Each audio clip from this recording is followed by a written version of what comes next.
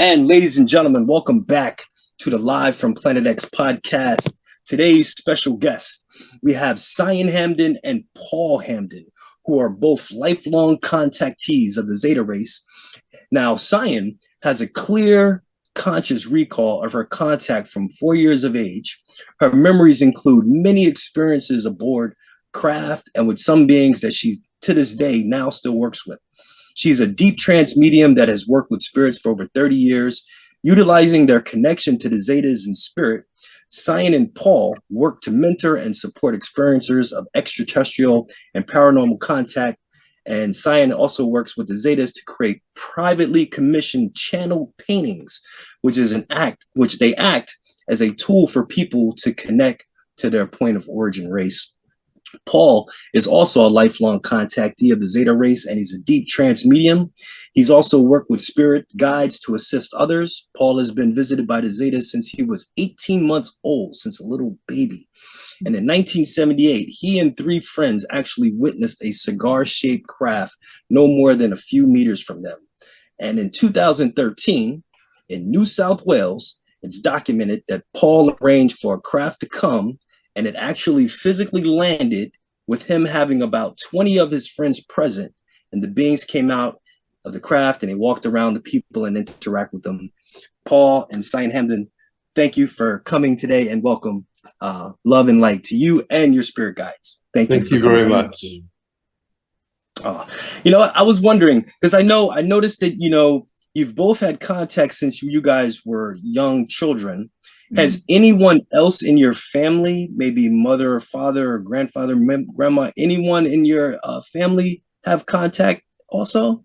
On my side, I know that that's happened, yes. And what about your side? I think the answer is no on my side, but never say never. The Zetas are very good at hiding their contact. If they don't want somebody to know about it, they will never know. So. Because they say that sometimes it goes through generations. Absolutely. So the Zetas were talking through myself in a sitting a couple of weeks ago, and they were talking about generational contact. Yep. And the question was, is it related to, say, DNA or anything like that? And they said it was related more to a person's consciousness, a generational consciousness. And so that's how they choose which generational lines they actually work with. That's interesting. Do you want to share who that person was or no? It would have been my grandmother. Wow. That's very interesting. And hello to the spirit guides. Now, when you talk with the Zetas, and for people out there that might not know about their planet and everything, could you give just a brief synopsis of where the Zetas come from? And is it an actual planet or is it just like a dimension? No. Space? Yep. And the Zetas existed in the Zeta reticulum, and they use portals to move from where they are to planets, different planets. Earth isn't the only place. The three-dimensional beings, they are able to shift in and out of consciousness. And so, like you, I'll give you an example. You are a fifth-dimensional being, but living in a three-dimensional state, okay? So if someone said, is Robert a three-dimensional being? Yes, Robert is, but he's also a fifth-dimensional being because your consciousness, your higher self, is actually from that fifth-dimensional state, okay? In regards to the planet that they live on, it's a physical planet. And we have to understand that many of these races and beings, they're able to move through different phases, different dimensional aspects. And when they move through these, they go from one form to the next. They go from physical to non-physical. An example would be water. Water can go through multiple states, frozen, liquid, gas, those sorts of states. And so when we think about the Zetas, they can also go through different stages as well, depending on where they're going. So if they're coming here, they may come in consciousness. If they come in craft, they may come physically. It really depends on what the function is that they're trying to perform. And the planet we're referring to is the Zeta 1 and Zeta 2 reticuli? Well, that's what people have been told, but it's actually other planets out there as well. And sorry, you did ask me what's the planet look like. The planet itself is it's like there's hardly any light. That's the first thing. One of their the star that they rotate around and they get light from, it's based on an elliptical orbit, and because it's based on that, it's a very low arc. The sun, like in winter, the sun's lower in winter, so you get shorter days and less light. It's the same for them. A lot of the planet's surface is unusable because of some processes, wars that have taken place. They basically live in a cavernous environment underground, but the cavernous environment is massive. This was many, many, many, many years ago that they did this, many years ago. Then the technology allowed them to leave planet and to then be on craft. So some cells of the race actually live on craft, as you would, like small satellite cities. Other Zetas live on planets as well. Very interesting. That kind of makes sense with the way people describe them having the big black eyes. That kind of makes sense with some beings that might live under the surface. Yeah, the thing is with them, because of their eye structure, it's not actually a lens that they have. They actually are able to see in the infrared spectrum. So humans have a very limited spectrum that they're able to see through, but the Zetas are able to see in a much greater spectrum. They also have what's called a nictitating lens on their eye. It's a clear lens that comes out and across and back to keep the eye somewhat moistured, or even a protection mechanism like an eyelid. Very interesting. Now, on their planet, I know you guys talk about the 63 races of the Zeta. Is that 60? Am I correct with the number? That's 63. Right. Yeah. Now, all the 63 races, do they all generally kind of look the same? Some of them look very similar, and some of them look strikingly different, but all within the kind of typical grey framework of reference. We've only seen probably, I don't know, six or seven different races, of them. They do look similar, but when you interact with them regularly, you get to recognize the differences, and they don't just look different. They have a different manner about them. They perform different procedures, different functions.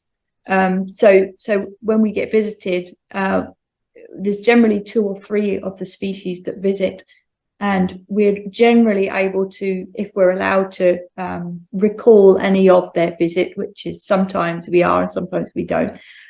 We're able to take a good guess at which race it was, based on what we've experienced.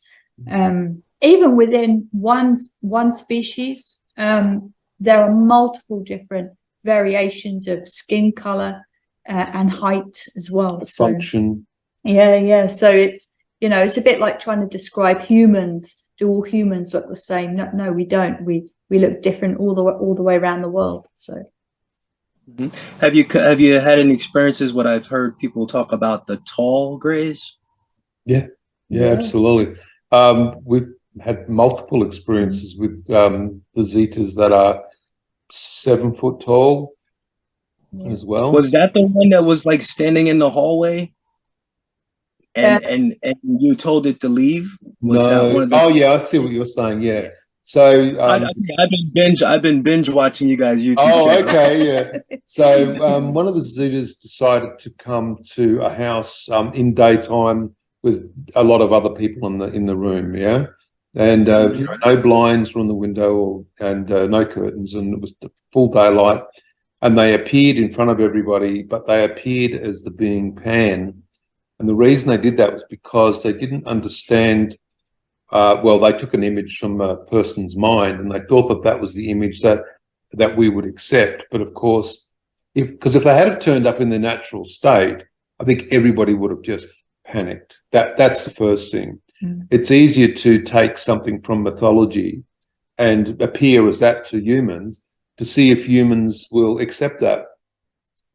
understand this, that if you're from another race and you want to turn up somewhere, you have no idea how to turn up. You know that if you turn up in your natural state, People will be scared. that people will be scared. So if you have the ability, you try and choose an image from a mind of a person and just project yourself as that to see if they accept that. But of course, that's the image that they chose, unfortunately, was one where I just said, well, no, you can't stay, you have to leave. Now, obviously, if they had have turned up as something else that was probably more natural to human existence, then I might not have actually got up and said anything, but I would have just said hello more than can you please leave? So yeah, they use all sorts of different screen memory technology to try and lessen the impact of their visits, because they understand that most humans just won't or can't accept a true extraterrestrial being right in front of them in their presence. Yeah. And and it can damage your your psychological construct to have that happen. Yeah. So they try and lessen the impact by presenting in a way that's not going to frighten everybody. You often hear about owls, clowns, deer. Very or they common. contact people by their dream states to totally lessen their impact on somebody. Yeah. I have two friends on Instagram who both told me that the aliens visit them in the form of owls. Two different people. That's right. This one girl, she's in California. This other girl that I know, she's in Detroit, and they both said the same thing, which is very strange. And I believe another person. Yeah, I've never really heard that before, and then they were telling me that, and I was like, and I think I might have heard that on Coast to Coast AM before once, but that was the first time anybody actually told me that, and I'm trying to get them on too. Well, you know what? Let me ask you this. I can go through my questions here because boy, I got a bunch of them. Have you guys ever heard of a planet called Theauba? No. No. Okay, now there was a gentleman named Michel Desmarquet, and he said, I interviewed Samuel Chong yesterday, and we were talking about this. Is basically Samuel helped the book get translated into Chinese. And he met us, Michel Desmarquet, before he passed away. But he said that he was taken to a planet, kind of like Noah, and he met these beings called the Theobans, and it's like a it's crazy enough. It's a 9-planet system also, but it has 2 suns. Right. And I was just wondering if the Zetas ever mentioned or that before, the Theoba. No, and he said they were blue. He said, if I'm not mistaken, their skin was blue. Well, I've met beings that are blue, but the difference is that we have to understand a couple of things. Firstly, beings can often provide a person with a narrative. Okay, there is a documentary out called 411 at the moment. And in that documentary, some of the older abductees were seeing extraterrestrials as deer, okay? Even if you were on planet, they could disguise the way that they look, only for your own, stress process. They don't want to stress you. And so they'll present in a way that you accept. The problem with humans is they generally have experiences when they're by themselves, and because of that, they can't evidence their contact. I've said to the Zetas that I don't want contact when I'm by myself. I want people with me. And that way, when it happens, or 5 years after it happens, I can actually say to the person, I'm starting to believe that it never happened. And they'll go, no, it happened because I was there with you.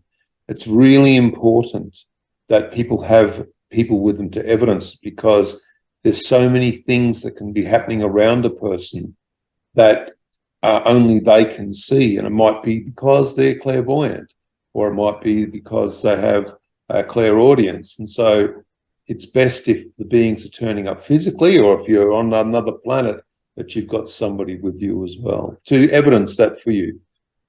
I believe that you guys say that when you were younger, you guys had met on the craft at the same age, but when you guys re-met later on in life, how did you guys meet, and like what was it that got you guys to like divulge to each other that you guys both kind of have the same thing going on?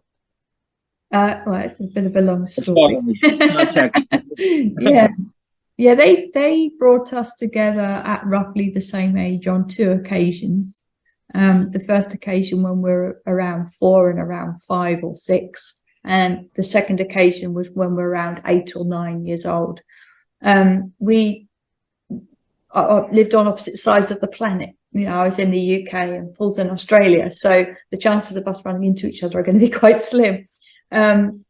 I was developing as a physical medium, working with spirit people to produce physical phenomena, physical manifestation of loved ones in, you know, seance environments. And what started happening was the Zetas would show themselves over my face to everybody that was in the room. So I'd have 6 or 7 people every week come and sit for me as the medium. And they would all be expecting to see friends and family that have passed over.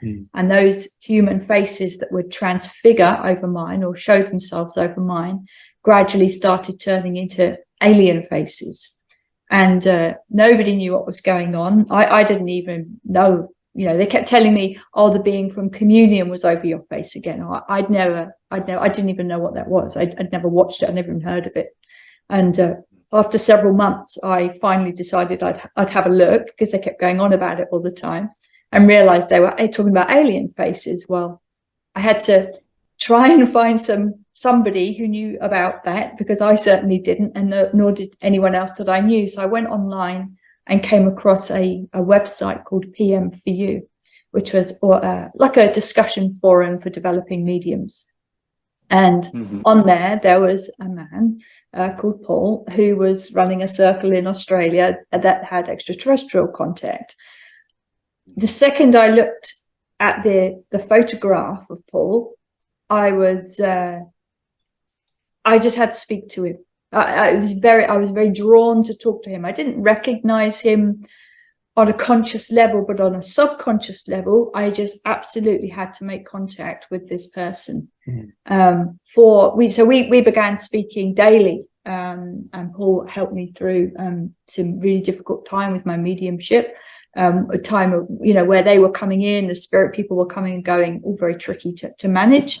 And eventually I came over and we met, and you know, there was obviously some sort of connection, but neither of us understood the gravity of it at the time. Neither of us knew what was going on at that time. It was only several years later that they allowed us to see behind the narrative or behind the screen memory that I'd been given. And when they did that, it was I recognized the boy. The boy was Paul. When we were looking through all the old photographs, I was like, oh my God, that was you. Wow, you know. And on craft. And you have the same memories. You had the same memories from your perspective. You know, we were both observed just playing together as small children, just very naturally playing with a soft toy. And I think you had a little parachute guy, didn't you? Yeah, a little plastic soldier with a parachute. And they were just simply watching 2 children play together, no interaction at all, you know. And we both recall this. And again, seeing the photos, you recognize the person, and you know, and it's kind of a bit of it's a shock. It's an absolute shock, and it's a life-changing shock. You know, it's like, wow, you know, how can this possibly be? You know, it takes a while to sink in, the gravity of it to sink in. Yeah, because you guys together, listen to you guys and look at you guys seem like you've known each other forever. Like you guys complement each other and you guys get along so well. And it's like you guys are perfect, like meant to be. Thank you. I think the Zetas definitely had a hand in that. They're like playing the dating game. Do the Zetas ever tell us, because you know they say that humans we only use like 10% of our brains. Do they foresee us fixing our DNA so we can use the rest of it, or do they ever talk about? It's not a DNA change that needs to take place. People keep thinking that somehow humans need to be genetically modified. This is the problem. This is why back in the aerial school phenomenon, when the children were contacted, the extraterrestrials told them not to get technologied. And so humans somehow believe that they need to be physically changed to have better abilities. But the truth is, you are a being of consciousness. You are observing yourself from a higher self perspective. All of the abilities that you need, you already exist in consciousness. The material world, the three-dimensional space that exists, is a compilation of all matter that's brought together in a molecular structure by consciousness. If consciousness wasn't aiming and guiding and supporting the residual and what we would call the collaboration of matter, there would be no physical environment. We look at it from the opposite way as physical beings. We believe that somehow there needs to be something changed within the 3D form to gain an ability. But it's not that at all. It's about understanding that through consciousness, you're able to interact with other people and other beings when you know how to do a process that we call heterodyning. I want to learn how to meditate. Great. Well, on the Zeta Connection, I've got learn how to meditate videos. I just watched the couple of video guys you guys put up about raising your frequency, yeah. Like part 1 and 2.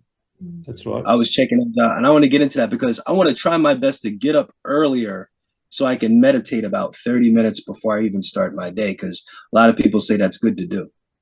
You guys meditate like every day? Is like your ritual you guys do? Not necessarily. Probably years ago, yes, every day, but we don't actually meditate anymore. That's the difference. It's very difficult to meditate for us because we have our guides around. We have the Zetas around. So generally, when we meditate, they will come through and speak. So we connect to them every day. That's our process. It's almost like you guys have a natural ayahuasca, because like the ayahuasca with certain shamans, they mix the two plants together and they interact with beings and things like that. Have you guys ever tried the ayahuasca? I've never done it before. No, the thing is, we actually don't need to do anything like that because I've had constant contact with this dimensional beings, with extraterrestrial beings, without using any substances. So I'm not about to try and then use a substance to do something that I've already been able to do. Right. Because you're ingesting a frequency. It's like alcohol. When you have a drink, you're ingesting a frequency. When you ingest ayahuasca, you're ingesting a frequency. And if you're already able to guide your consciousness into what's called heterodyne states, you don't need to take any chemical to get contact.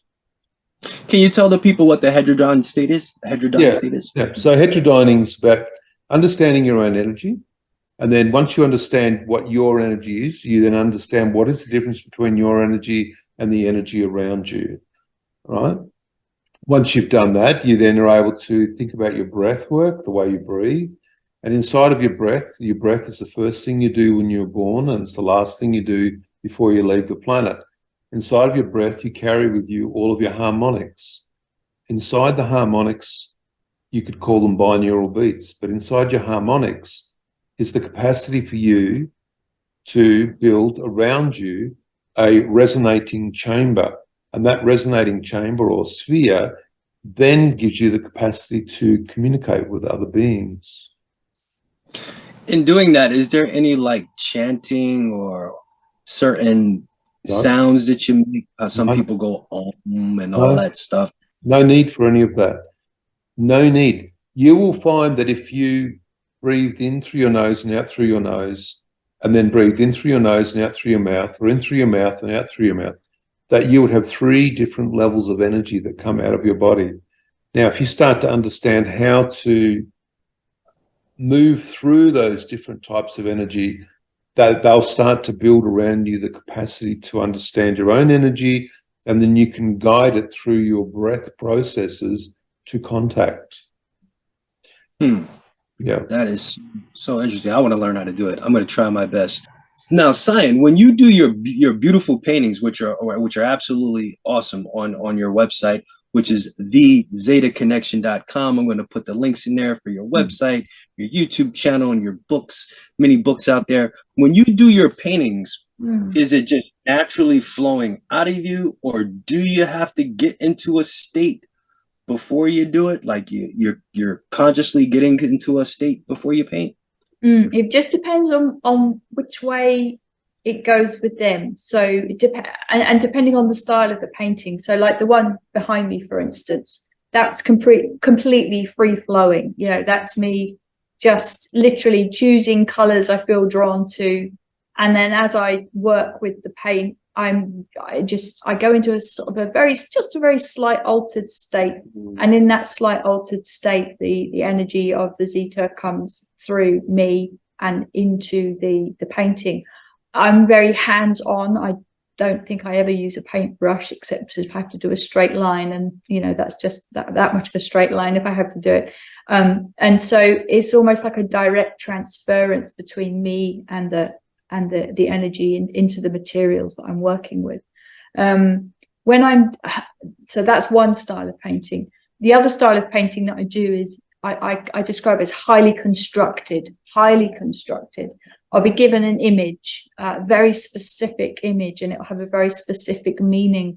It'll be every aspect of the painting will be full of symbolism, down to the color, the shapes, the direction of the flow of the entire thing.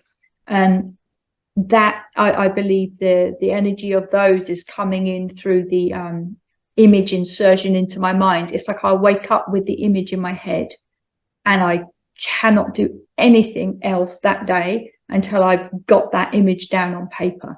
It's become absolutely obsessive. That's Tesla-esque. Do you reckon? Yeah. So, or that guy from Close Encounters, that, you know, the guy. Oh, the guy with the mashed potato. Yeah, they all start building the mountain. You know, some are doing it out of trash, and others are doing clay. Well, I get the image into my mind, and I have to get it down on paper. And once it's down on paper, that's it. I can get on with the rest of my day. But so I believe the image I'm being given is the carrier of the energy, and that's how those paintings work. Yeah, they're very nice. I like them a lot. Thank you. You're welcome. Do you do like commissions, or people are just come ask you to do some special one all time around for the them? world? It's lovely. Yeah. Oh, that's what's up.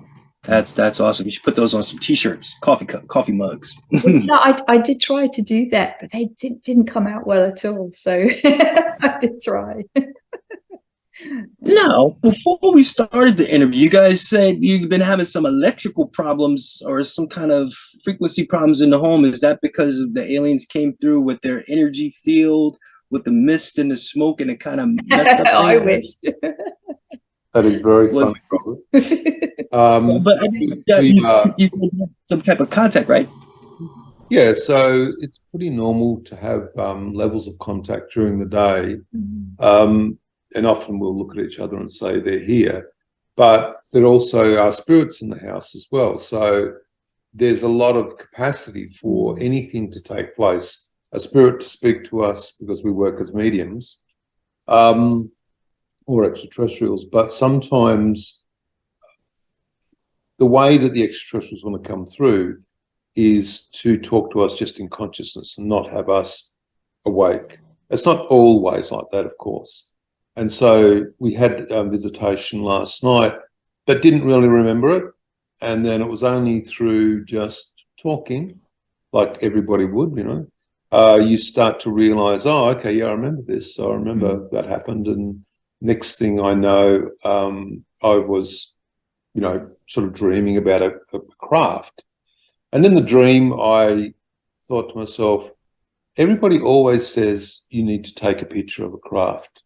And I went to try to use the phone in the dream and realized that I was anesthetized. Now, anesthetized states are what humans are placed in when they're interacting with extraterrestrials to guard the mind from having problems from contact. So what I did was I just changed the way that I thought about the contact, and I could then see the phone clearly. Interestingly, when I pressed the pad on the phone and started to record and held it up to the craft appeared as something else through the lens of the phone. But when I moved the phone away, it was a craft again. Yeah, two of my friends here in Port St. Lucie, who I've known since high school, and one of them was was a skeptic about UFOs all the time. My other friend, he kind of thought there's things going on, but lo and behold, one day they seen them together. I wasn't there. They seen a UFO in the sky, and they said it like a burning shield. Mm. It said like a shield that was on fire, but it wasn't making smoke. My friend pulled out his iPhone and tried to video it, and it wouldn't show up on the iPhone camera at all. That was like about 6 years ago. But that's kind of similar to what you're saying, how it made itself look like something else, which is strange. But I believe them, and when they told me that, I was like, they like the first person they called was me. We've seen craft that are dematerialized, and we've gone and got a camera and taken an image, and it's very close, but it's very, very difficult for the technology to pick up a real picture. People would go, oh, well, that's CGI or it's Photoshop or whatever. This is why we don't put any of our images out onto the internet, because another person wouldn't understand what we were showing them. But when you know that something's there and you take an image of it and then you can see it through the camera, it's never actually going to be reflected accurately by the technology, because you're looking at things that are possibly in semi-dematerialized states, or may even have a field around them, such as a dome. Yeah, and I see that picture. I could make it out, the triangle that was above your guys' backyard, above your house. And that picture that you guys showed me, I can see. It's kind of hard to see, but when you really look, you can easily see the black triangle shape there. Yeah, that craft is only 5 meters above the house when it first came. Now, in the U.S., we're always used to feet. Could you translate that to feet? Like, well, okay, I'm sorry. So that's probably 15 feet above the house. That's it? Yeah. Wow. Yeah. I thought it was higher up. No. Well, that picture is taken where it's higher up. So the craft was there for a while, and then it started to affect you because obviously all these craft have fields around them. And so we try not to get too close to them. When we walked on the ground near the craft, the ground was undulating and spongy and wavy. And it was difficult to walk on the ground because of the field underneath. We've actually had situations when craft have come, when we were in New South Wales, that when the craft was in a stationary position, it would create a clear dome around itself that you couldn't see. And often the dome, as the craft sits there for long periods of time, the dome starts to extend out. Now, in the documentary 411, one of the people actually had a gun and tried to shoot a deer inside a dome, but it actually wasn't a deer, it was an extraterrestrial.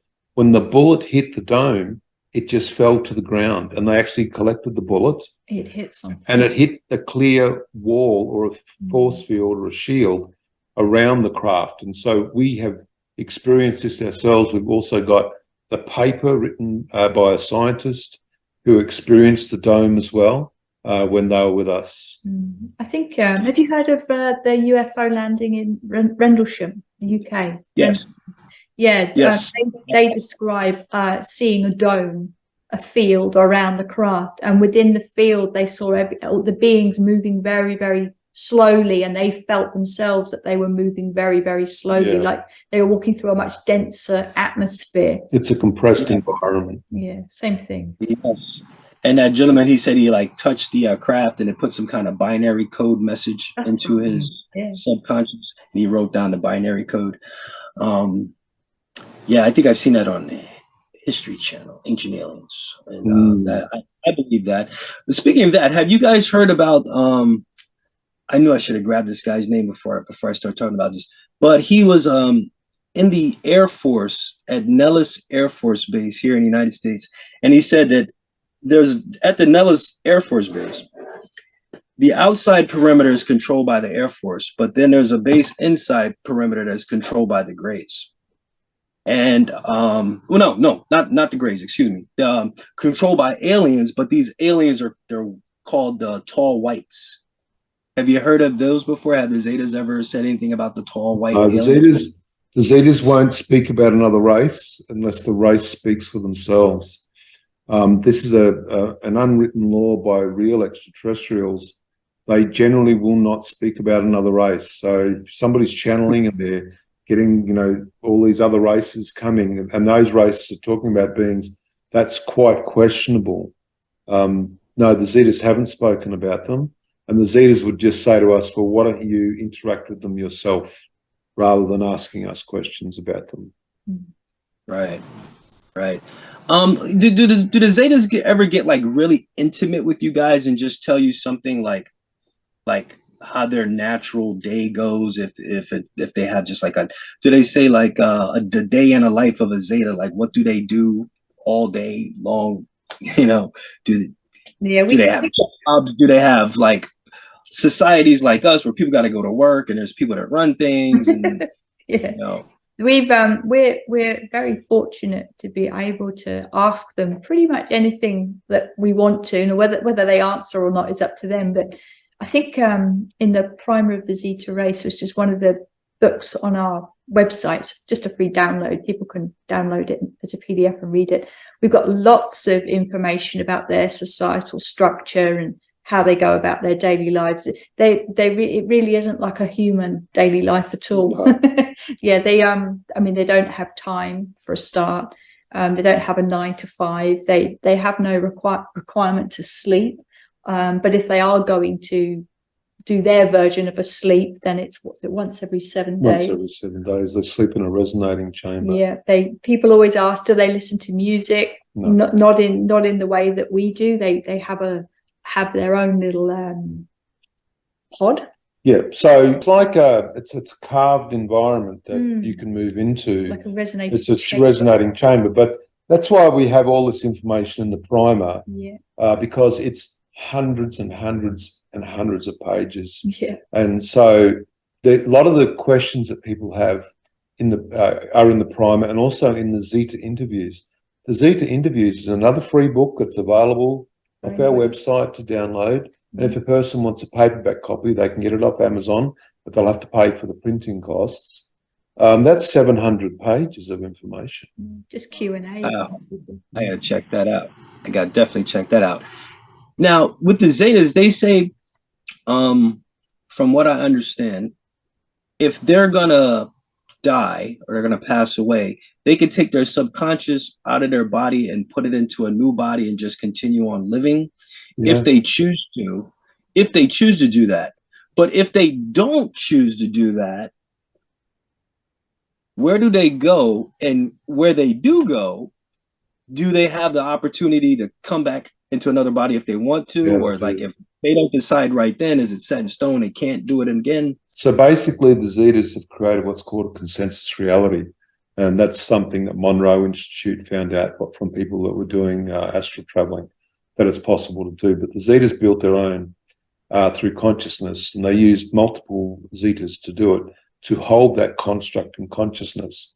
Then when a Zeta leaves their form, their physical form, they move into the consensus reality, which is consciousness, and they can exist there in consciousness for as long as they want to.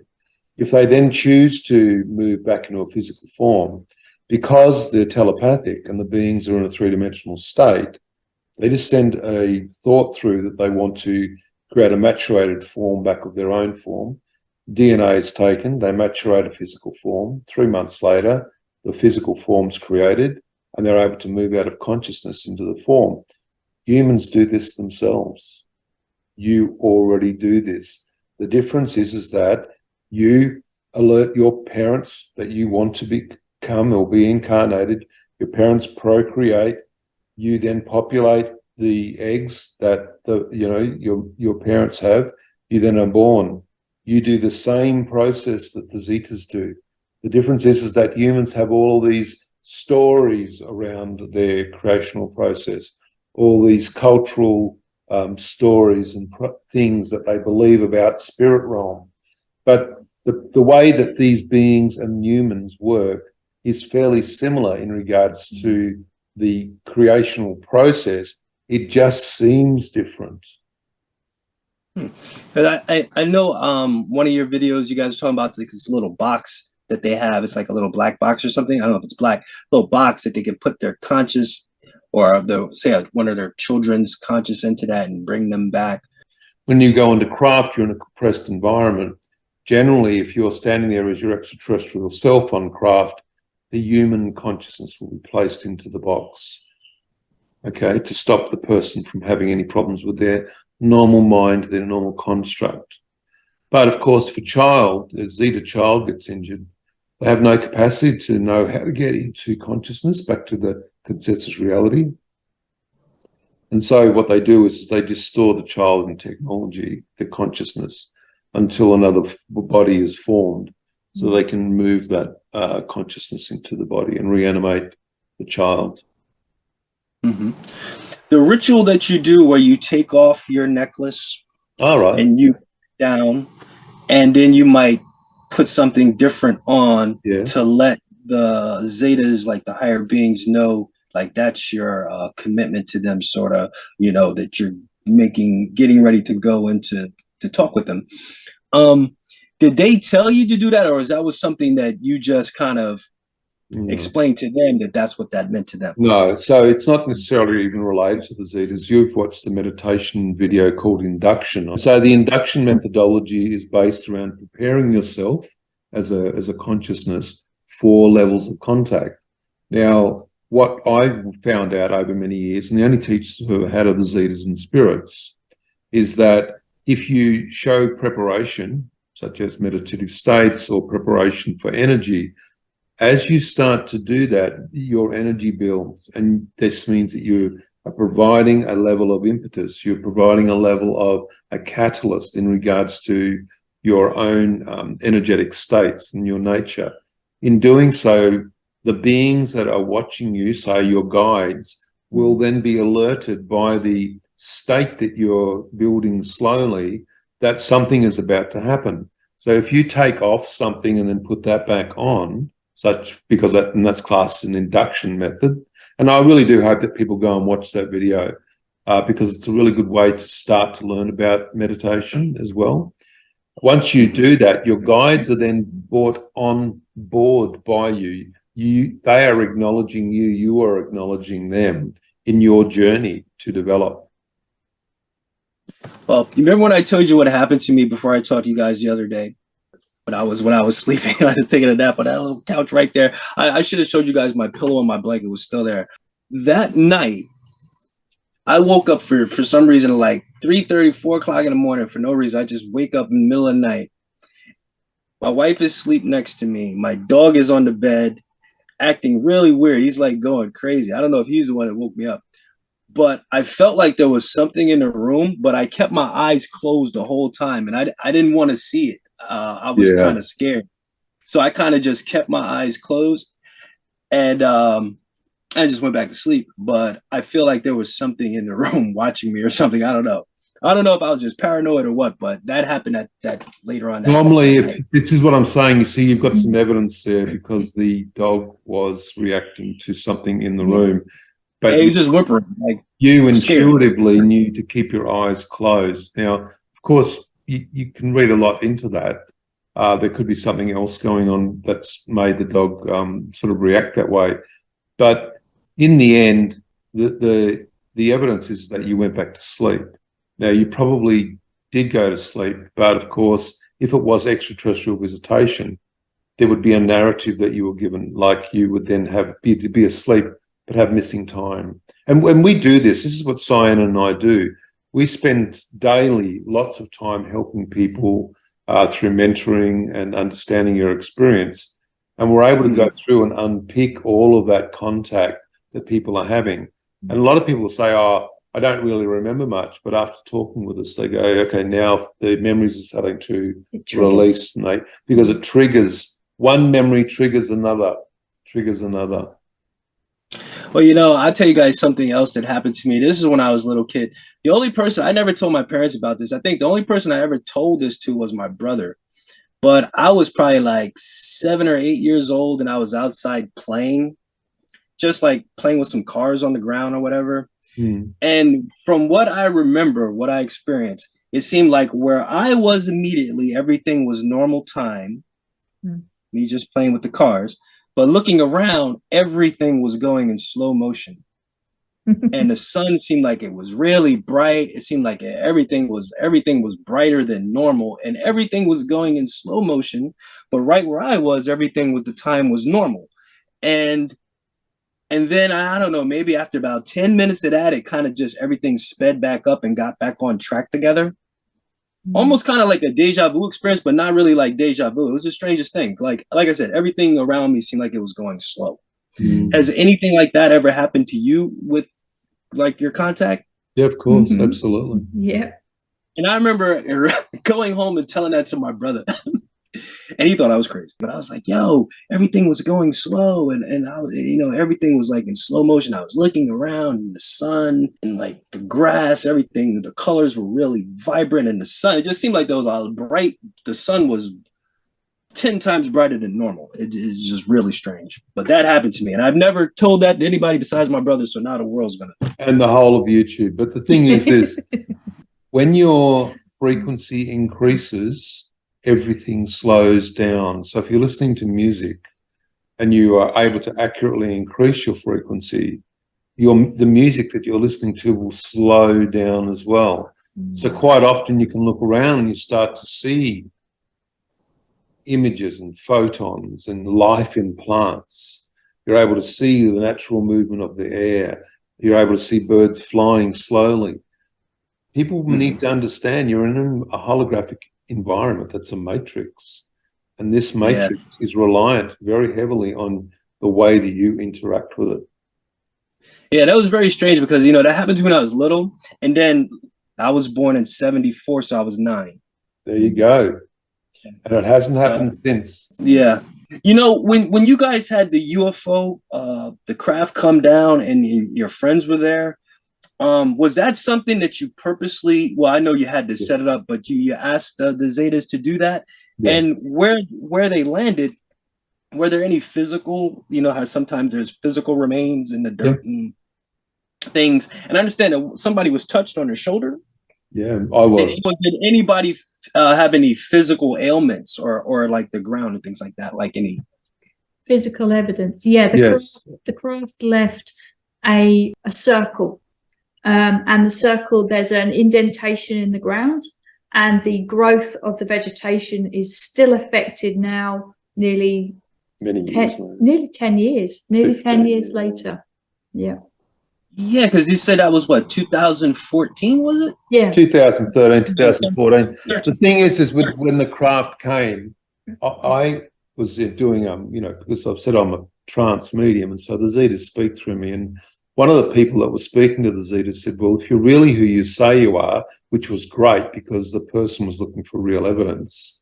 If you're really who you say you are, could you bring a craft? And the Zetas said, yes, for sure.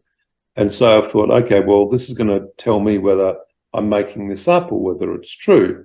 Okay, I look for evidence as well. I'm skeptical about things. And so the Zetas said in a couple of weeks' time, we'll bring a craft. And so I went and I notified about 15, 20 people, I'm not sure of the exact number, but we all gathered around a big campfire. We were just sitting there, and it was a clear night, but it was dark. You could see the stars. And I suddenly, the property was about 25 acres, which is quite big. And so that means there was multiple properties. Everyone's got animals and horses and dogs.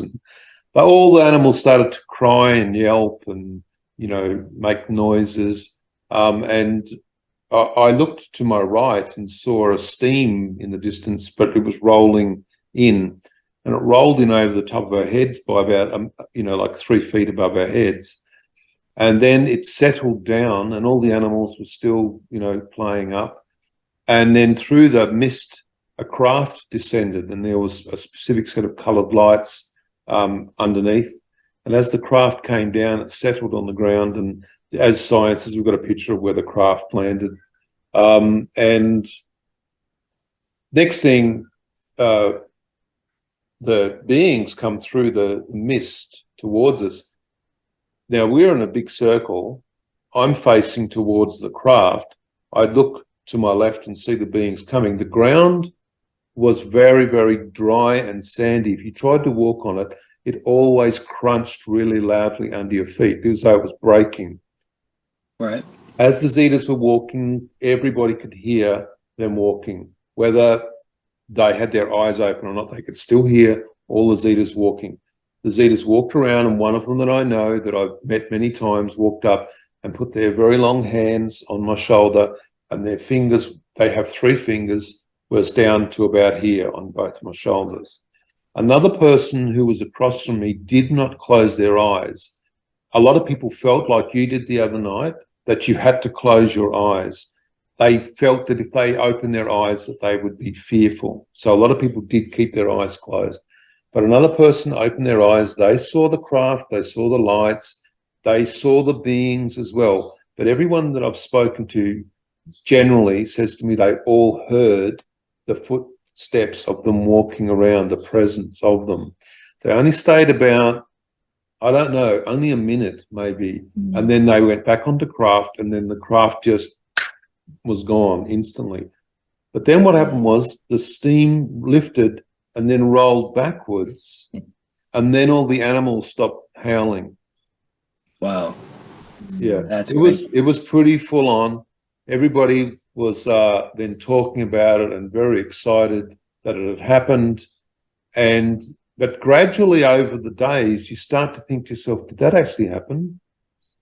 Because that's normal. That's normal for the Schumann frequency to kick in, 7.83 hertz, I believe it is. That's what keeps you grounded. And as you move back down in frequency, you start to question your contact. Whereas while it's happening, you know that it's happening. When you guys are able to go into the craft, not just being in there and seeing everything, and I believe you guys, but when you do go there and have those types of wow experiences, is there like any specific message that they give you guys that's like the purpose for that, or is it just for like, and you guys see it? I know that humans are very much into meaning making, and that they want to know that there's some, communication process between themselves. And so generally you'll be given a narrative, you could be given a storyline or a meaning for what you're doing. They don't do that with me at all. They never have. I've been not going on craft ever since I was a baby. And so for me, they just let me walk around. I just can sort of check technology out if I want to.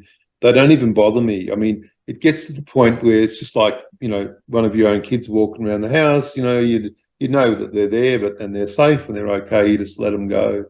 And now you guys always see like this hallway inside. Is it kind of like if you guys are on the craft together, you might see things a certain way and she might see things a different way, or are you guys seeing exactly like the same thing? Yeah, the times we've been on board together, we've seen exactly the same thing. Yeah. Wow. And actually somebody contacted us the other day, and they drew a rough pencil sketch of what they'd seen on board, and it was exactly the same as I'd seen on board. So and that was the first time I've seen somebody else draw what I saw, which was quite amazing to see. But yeah, we've been in a very spherical, circular environment, circular room. It's had like little compartments all around the side, little rooms with a glass wall. We've been in one of those glass rooms. We've been, I don't know whether it was the front of the craft or not, but it was certainly where there were a lot of controls, and we've been able to see those control panels around. We've also seen out we've seen, we've both seen, been looking down through portals at Earth from space, which was just amazing to see. We've always seen the same, and it's great. You see, this is what Paul's talking about. When you've got somebody else who's experienced it with you, it's really good for you, because then it's not your imagination making it up. When he turns around to me and says, "Hey, did you see A, B, and C?" and I go, "Oh my God, yes, I did see that. how did you see that? Well, I was there as well. It's like, wow, it's reassuring that you're for your own self. You're having the experience. You are actually having that experience. Yeah. Have you ever seen any other humans that were like strangers to you guys that you didn't know aboard any of the crafts? Yeah. Definitely. Yeah, absolutely. Yeah. The only person that I'll talk to on craft is Cyan if I'm on craft. And that's generally because there'll be other Zetas with us. They've come for many different reasons, but they do come to support the planet. They're very interested in humanity. They do have a lot of humans on craft, and they are looking at what's happening in the future on the timeline for the planet. How can they support people in consciousness, making sure that people don't over-embed within their DNA or their physical form too much technology, because they know that people are trying to create technology as a way of reducing using your phone or carrying a phone.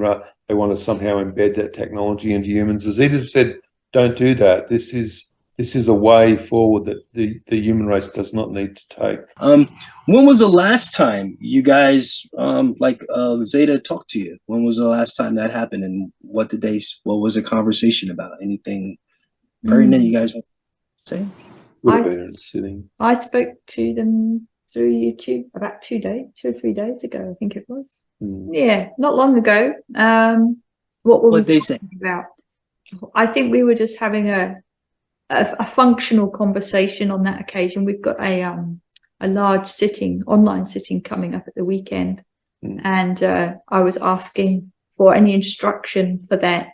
Was there anything they needed me to do, to make it run smoothly, So, my conversations with them vary. They can be very functional, or I can be asking about aspects of my own contact.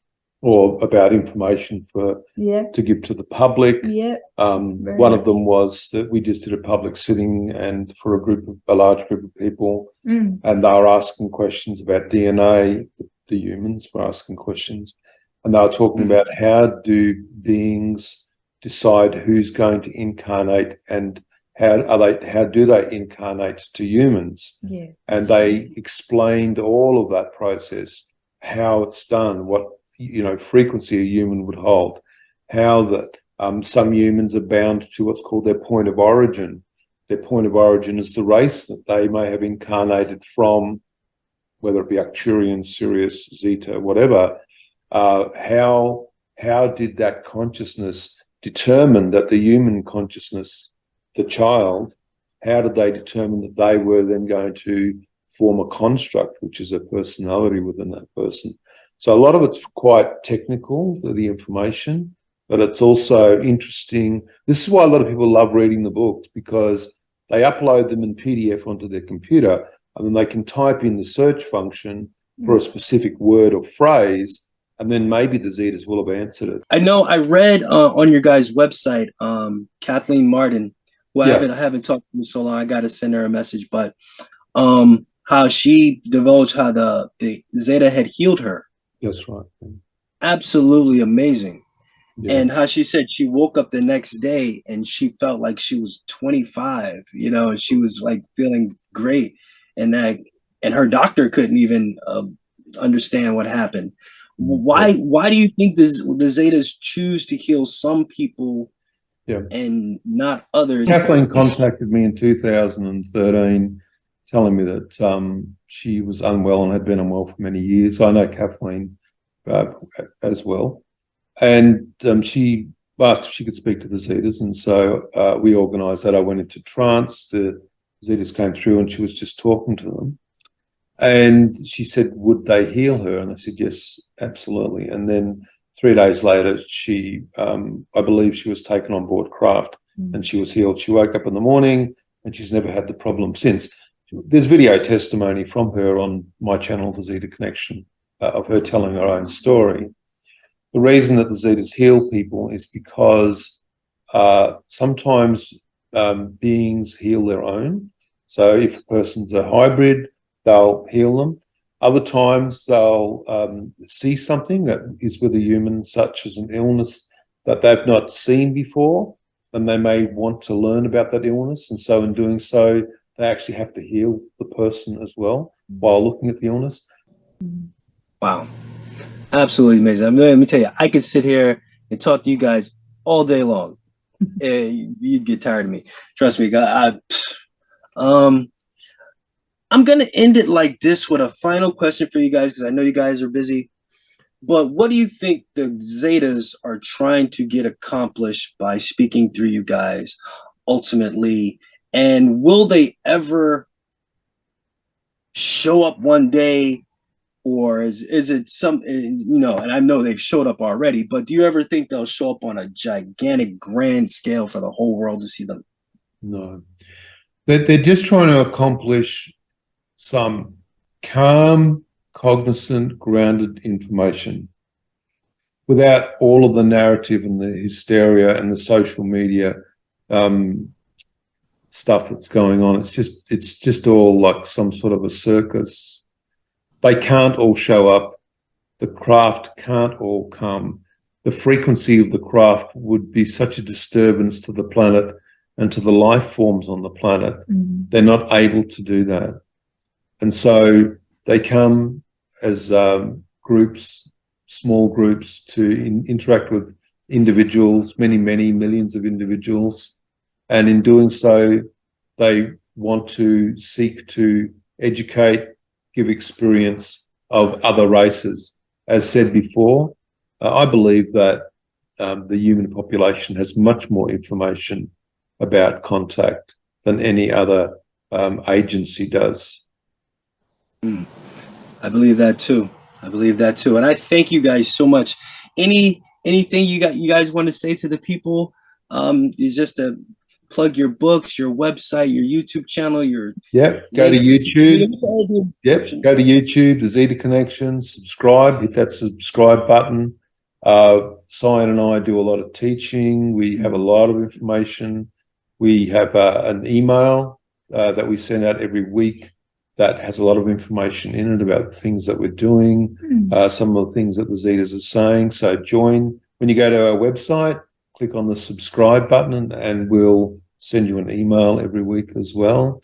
And you can keep up. And also, people send us questions and we either do videos on those questions or we get a list of questions and then we ask the Zetas and other beings those questions. So we're quite happy to give the public the opportunity to speak to the Zetas as well. Yeah, all that information can be found via the website, all of it, the books we've talked about, the YouTube channel link, it's all there. So just go have a look. Yeah. And I'm going to put pictures up. I'm going to put pictures up of the books and their titles. I'm going to put all the links in the description. And I thank you guys and salute you guys for joining me today on my little podcast. I feel so honored and I'm humbled to have you guys on here. It's like a dream come true. And I'm definitely going to be keeping in touch with you guys. And you guys ever need me for anything, let me know. I got you. Thank you. Well, look at your wonderful digital art on the YouTube channel that we have. We love it. Thank you. We've got it up so there much. as the promo. You've done a really good job and it's amazing work. So we love it. Thank you. Thank you very much. All right. Awesome, guys. And thank you guys for watching the Live from Planet X podcast. I'm going to try to keep it interesting. This is Zaahir signing off. I'll talk to you next time.